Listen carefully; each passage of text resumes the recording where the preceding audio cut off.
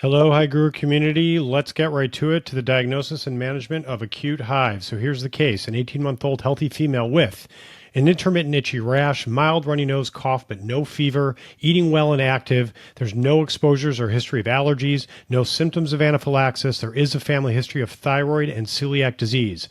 On physical exam, you have a rash that looks like this: well-appearing afebrile child, some clear rhinorrhea, discrete maculopapular wheal and flare lesions. That's a dead giveaway. What is the diagnosis and how do you manage it?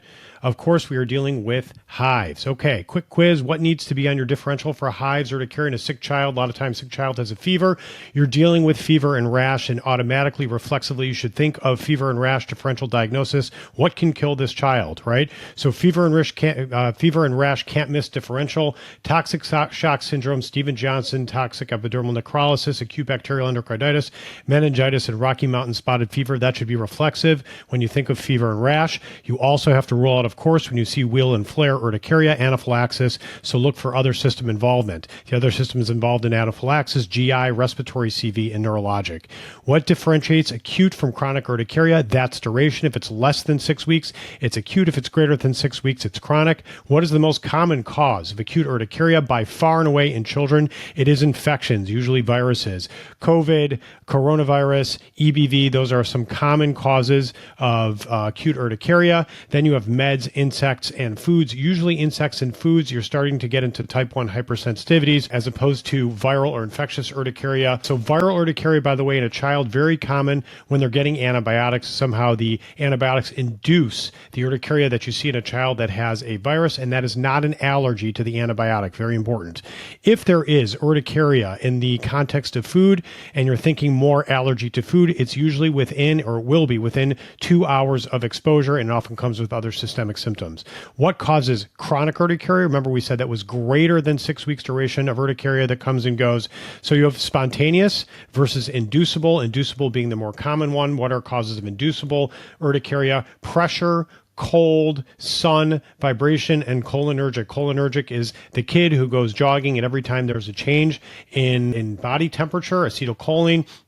This is acetylcholine-induced mast cell activation that causes histamine release. So that change in body temperature leads to urticaria, and that's examples of inducible urticaria, of inducible chronic urticaria. There is an autoimmune association, 10 to 25%. So thyroid, SLE, and JIA associated with chronic urticaria. Most of them, however, by the way, there is also association with chronic urticaria and malignancy. Most of the time, however, they are benign. There is an infectious association with H. pylori, hepatitis B, C, EBV, dental, and parasites. That does not mean that you have chronic urticaria, that you go searching for these infections. Recommendations are that actually you only test for these things if there are symptomatic signs that these diagnoses might be possible.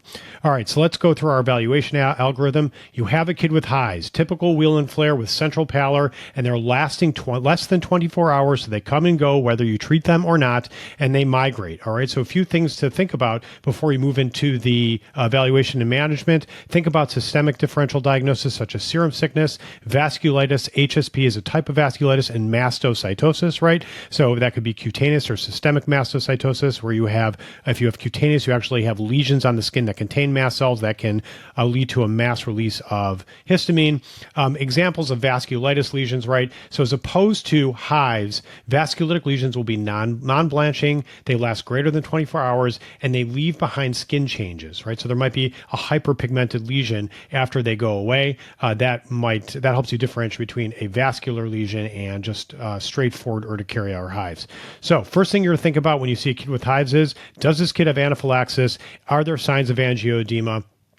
The timing is very important. Did the urticaria show up within 2 hours of some sort of allergic exposure? If yes, you're thinking about a type 1 hypersensitivity and an allergy. You're going to stabilize and you're going to refer that kid to allergy. If, however, it's really just isolated urticaria, then you're going to differentiate between acute and chronic. Acute less than 6 weeks, chronic greater than 6 weeks, as we said before. How do you treat acute urticaria? With a second, not first generation antihistamine. We will have a lecture on antihistamines in general, but you treat with a second generation antihistamine. Everybody goes to Benadryl. You shouldn't. Go to your Claritin, go to your cetirizine, and go to your fexofenadine.